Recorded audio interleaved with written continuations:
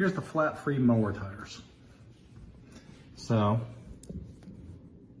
the size is printed right here, and I matched that to my lawnmower. And this is a center spindle.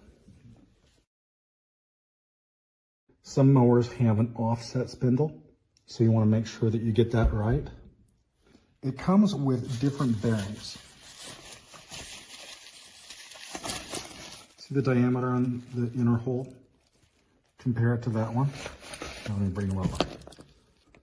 So there's 3 different sizes of bearings to accommodate the bolt that your machine has. And so you could, I might need to wedge that out, but the idea is this edge right here, push it down, and that's going to rest flat right against there, and the whole bearing is going to be snug inside this post.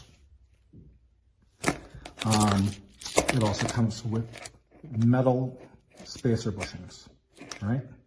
So that's important because this spindle is just about flush with the edge of the tire, but not, it doesn't stick out past the wall of the tire. So you're going to need to add spacers so that the rings fill the space between the edge of this bearing and the wall of the fork that holds the tire. Because you can't have your tire sliding back and forth on the bolt that goes through here, or it'll just destroy it. I chose these tires because they have metal bushings, and the other ones had plastic bushings. And you see there's a couple of skinny ones, there's a couple of thicker ones. You're going to have to figure out how much spacing you need between the tire and the fork.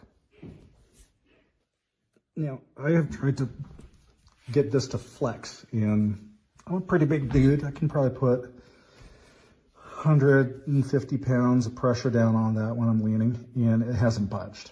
So not only are these flat free, but this is a nice durable foam that doesn't have a lot of give. See how that center post sticks out?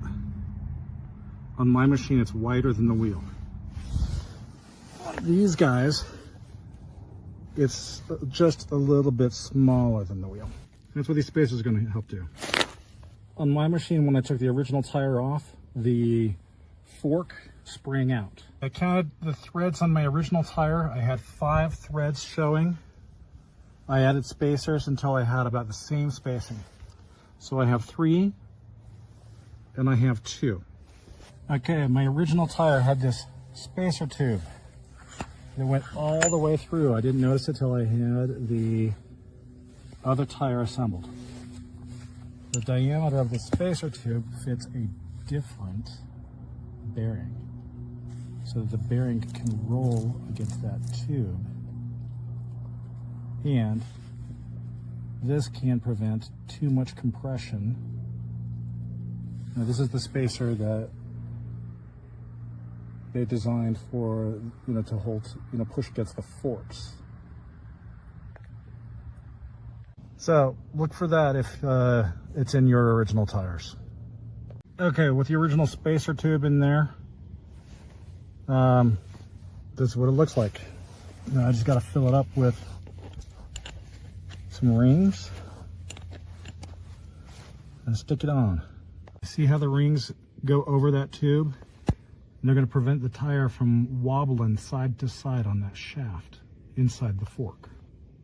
But the original tube is still sticking out just a millimeter more than the spacer rings. So I finished putting it on and I drove it around and did some test mowing, and it works perfect. It's just as good as the original tires, exactly the same size. I'm completely content.